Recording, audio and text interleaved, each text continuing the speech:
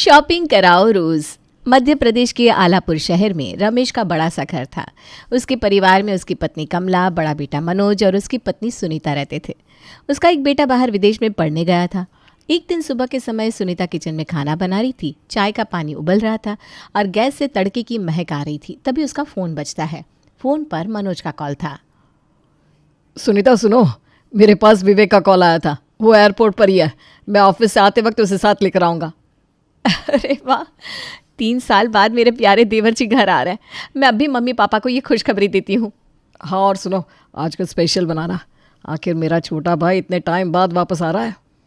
सुनीता खुशी खुशी किचन से बाहर आई। उसने दौड़कर कमला और रमेश जी को ये बात बताई। मम्मी जी, पापा जी, विवेक घर आ रहा है आज। मनोज एयरपोर्ट से उसे साथ लेकर ही घर आएंगे।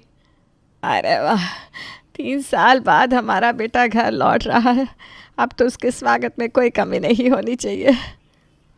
बिल्कुल सही कहा। चलो उसकी पसंद की चीज़ें तैयार करो। आज का दिन हम सब मिलकर उसके लिए खास बना देते हैं। घर में खुशी का माहौल बन गया। सबने मिलकर विवेक के स्वागत की तैयारियां शुरू कर दी। उधर मनोज एयरपोर्ट से विवेक को पिक कर चुका था। दोनों भाई कार में बातें कर रहे थे। सालों बाद मिलने की खुशी उन दोनों के चेहरे पर साफ झलक रही थी। तो मिस्टर विदेश रिटर्न, बहुत मस्ती कर ली तूने। अब मैं मम्मी से कहकर बहुत जल्दी तेरी शादी करवा दूंगा। क्या भैया, पहले मुझे शहर में थोड़ी सेटिंग तो करने दो। अभी अभी पढ़ाई ख़त्म की है। एक बार सेट हो जाऊँ ये सब तो होता रहेगा। अरे सेटिंग तो शादी के बाद भी हो सकती है। वैसे तेरे लिए एक लड़की देखी है मैंने, बड़ी सीधी सादी है। भैया, मेरी शादी तो ऐसी लड़की से होगी जो मॉडर्न हो, घूमने फिरने की शौकीन हो। बोरिंग लड़कियों से मैं दूर ही रहता हूँ। अच्छा, देखते हैं तेरी ये डिमांड शादी के बाद कितनी टिकती है। मनोज और विवेक घर पहुंचे। घर में जैसे ही उन दोनों ने कदम रखा, सबने खुशी से उनका स्वागत किया। विवेक सबसे मिलते मिलाते मस्ती करने के मूड में था। तभी वो अपनी भाभी के पास जाकर उससे मजाक में कहता है, अरे भाभी, ये तो वही साड़ी है ना जो आपने मेरे विदेश जाने के टाइम ली थी। ये तो बहुत पुरानी हो गई है और आप अभी तक इसे पहन रही हो। भैया, आपको शॉपिंग नहीं कराते क्या? हाँ हाँ, बस अब तुम ही सिखा दो अपने भैया को। वैसे तुम्हें क्या पता, हम तो पुरानी चीज़ों में भी खुश रहते हैं। भाभी, मैं आपकी तरह बोरिंग लड़की से शादी नहीं करूँगा। मेरी दुल्हनिया तो मॉडर्न होगी, घूमेगी फिरेगी और खूब शॉपिंग करेगी। भाई हो जाने दे तेरी शादी, फिर मैं देखता हूँ ये सब कैसे होता है। अरे आप घर आया है तो पहले आराम कर ले, शादी की बातें बाद में करेंगे। और सुनो, अपनी भाभी को परेशान करना बंद कर लो, वरना वो खाना बनाना बंद कर देगी। सब हंसी मजाक में डूबे हुए थे, लेकिन विवेक के मजाक से सुनीता बुरा मान गई और चुपचाप रसोई में जाकर अपने काम में लग गई। कुछ दिनों बाद विवेक ने अपनी नई नौकरी ज्वाइन कर ली। एक दिन उसके लिए एक रिश्ता आया। लड़की और उसके परिवार वालों से बात करने के बाद विवेक ने मना कर दिया। विवेक, वो लड़की तो कितनी अच्छी थी, मना क्यों कर दिया तुमने? मम्मी, मुझे मॉडर्न लड़की चाहिए जो मेरे साथ घूमे, मौज मस्ती करे और खूब शॉपिंग करे। अरे वाह, इतनी सारी शर्तें हैं तुम्हारी। ये तो तुम्हें पूरी करने के लिए बहुत पापड़ बेलने पड़ेंगे। मैं ऐसी लड़की के लिए सारे पापड़ बेल लूँगा भाभी। तो सही है विवेक, अब हम शरीफ लड़कियों का रिश्ता देखकर उनको परेशान नहीं करेंगे। तुम्हारे लिए अब मॉडर्न लड़की ही देखेंगे हम, बस। भाभी, मैं आपकी तरह सीधी सादी लड़की से शादी नहीं करूँगा, वो तो बोरिंग हो जाएगी। अरे तुम दोनों ना हमेशा लड़ते रहते हो। मैं तो कहता हूँ तुम अपनी भाभी की बहन से शादी कर लो, तुम्हारी अकल ठिकाने आ जाएगी। कुछ दिनों बाद एक रिश्तेदार के जरिए विवेक के लिए एक और रिश्ता आया। परिवार के दोनों पक्षों ने तय किया कि पार्क में मिलेंगे। वहाँ विवेक की मुलाकात अंजलि से हुई। मैं डिज़ाइनिंग का काम करती हूँ और ट्रैवलिंग मेरी हॉबी है। मुझे नई नई जगह एक्सप्लोर करना बहुत पसंद है। वाह, आप तो मेरी पसंद पर पूरी तरह खरी उतरती हैं।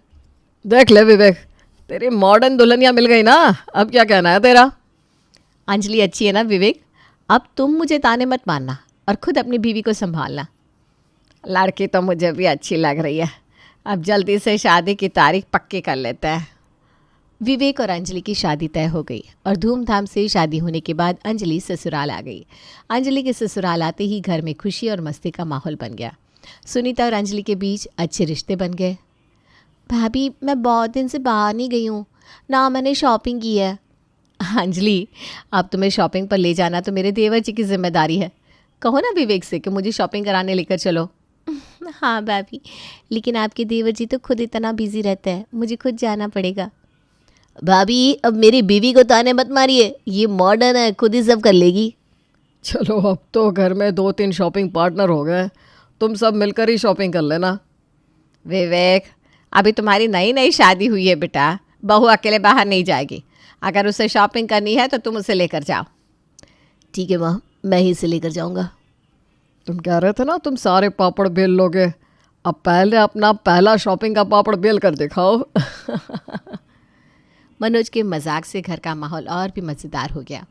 सुनीता और विवेक के बीच की नोक झोंक ने रिश्ते को और भी मज़ेदार बना दिया। शादी के कुछ दिन बाद अंजलि ने अपनी अलमारी से जीन्स टॉप निकाली और पहनकर घर में घूमने लगी। सुनीता ने जैसे ही उसे देखा तो वो थोड़ा चौंक गई। अंजलि, शादी के बाद बहुएं थोड़ा सा ढंग का पहनावा रखती हैं, साड़ी या सलवार सूट पहनोगी तो ज़्यादा अच्छा रहेगा। भाभी, मुझे साड़ी बांधनी नहीं आती, वैसे भी मैं ऐसे ही पहनती हूँ, तो अब क्यों बदलूँ? देखो देवरानी जी, ससुराल का माहौल अलग होता है, ऐसा पहनोगी तो लोग क्या कहेंगे?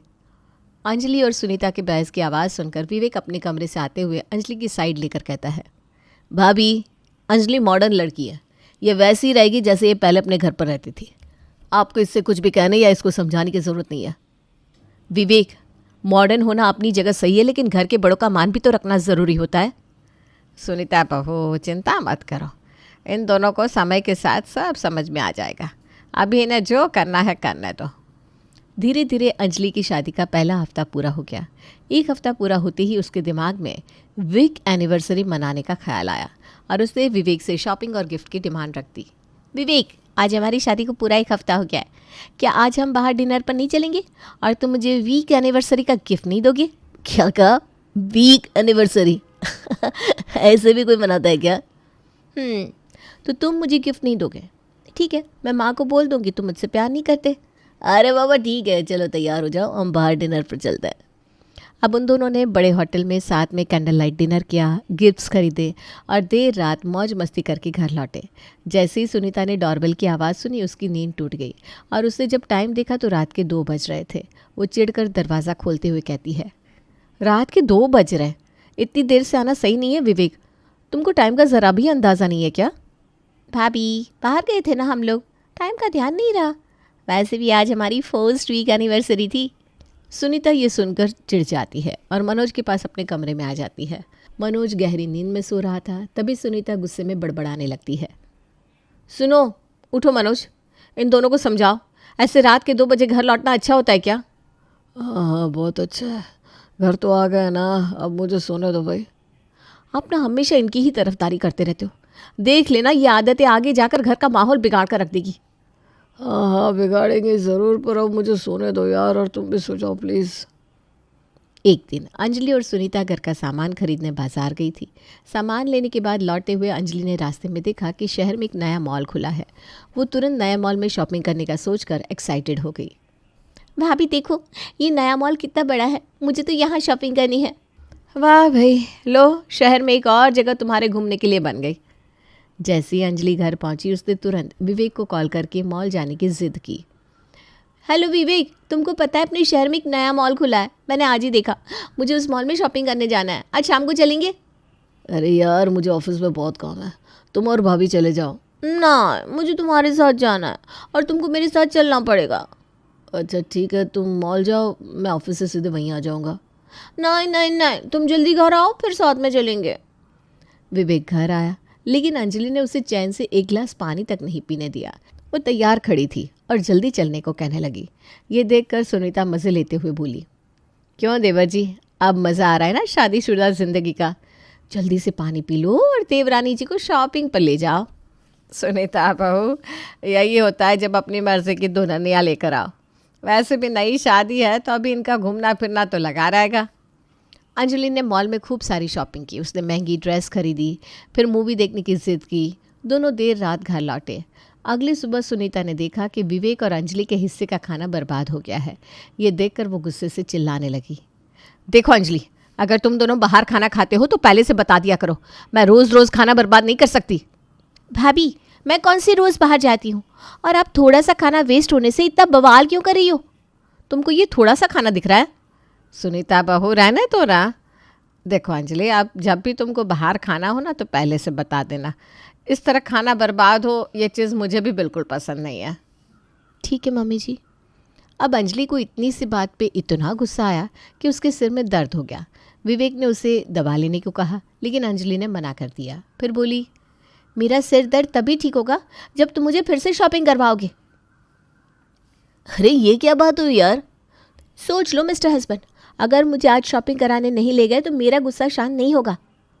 विवेक अपने घर पर फालतू की लड़ाई या हंगामा करना नहीं चाहता था, इसलिए उसने मजबूरी में अंजलि को शॉपिंग करवाई। अंजलि की आदतें अब मोहल्ले की औरतों को खटकने लगी। एक दिन पड़ोसी ने कमला से शिकायत की, देखिए भाभी जी, आपकी बहू तो बहुत मॉडर्न है, रोज़ घूमने फिरने और शॉपिंग में लगी रहती है, ये सब ठीक नहीं है। कमला ने घर आकर ये बात रमेश और सुनीता को बताई। अब तो मोहल्ले की औरतें भी ताना मारने लगी हैं।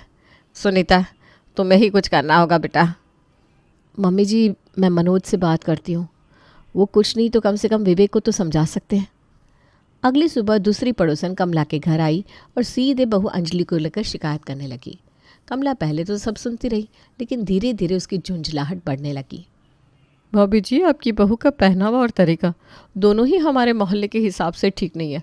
रोज़ जीन्स टॉप पहनकर घूमने निकल जाती है, लोग बातें बनाने लगे हैं। अरे बहन जी, बहू अभी नहीं है, थोड़ी मस्ती कर रही है, ये तो हर नई दुल्हन करती है ना।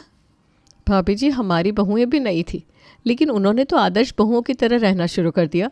ये तो हर दिन नया ड्रामा करती है। अच्छा ठीक है, मैं उसे समझा दूंगी। अब आप ना मेरी बहू की चिंता करना छोड़ दीजिए। समझाना अपनी बहू को भाभी जी, क्योंकि लोग बातें बना बना कर मज़े ले रहे हैं। पड़ोसन की जाने के बाद कमला गुस्से में घर के अंदर आई। फिर उसने अंजलि को अपने पास बुलाया और उसे ज़ोर से फटकार लगाई। अंजलि, ये क्या तरीका है? रोज़ रोज़ जींस टॉप पहनकर बाहर जाना ज़रूरी है क्या? तुम्हारी वजह से पड़ोस में बातें बन रही है। मम्मी जी, मैं तो बस घूमने जाती हूँ, इसमें इतना बुरा क्या है? बुरा यह है कि तुम ससुराल में हो, मायके में नहीं। बहुओं की तरह रहना सीखो, साड़ी पहनो, घर के काम में हाथ बटाओ। लेकिन मम्मी जी, मैंने तो ऐसा कुछ नहीं किया जिससे घर की इज्जत पर बात आए। मोहल्ले की औरतों के ताने क्या तुम्हारे कानों तक नहीं पहुंचते? अब से सुधर जाओ वरना ठीक नहीं होगा। कमला की डांट सुनकर अंजलि का मन उदास हो गया। वो चुपचाप अपने कमरे में चली गई। अब शाम को जब विवेक घर आया तो उसने देखा कि अंजलि कमरे में चुपचाप बैठी है। उसकी आंखें रो रो कर लाल हो गई थी। विवेक को ये देखकर उसकी चिंता होने लगी। अंजलि, क्या हुआ? तुम ऐसे क्यों बैठी हो और तुम रो क्यों रही हो? कुछ नहीं, मुझे किसी से कुछ बात नहीं करनी, सब मुझ पर गुस्सा करते हैं। अरे मुझसे तो बात करो, क्या हुआ? माँ ने कुछ कहा क्या? हाँ, मम्मी जी ने मुझे सबके सामने डांटा। मुझे अपनी गलती का एहसास हो रहा है, मुझे मायके की बहुत याद आ रही है।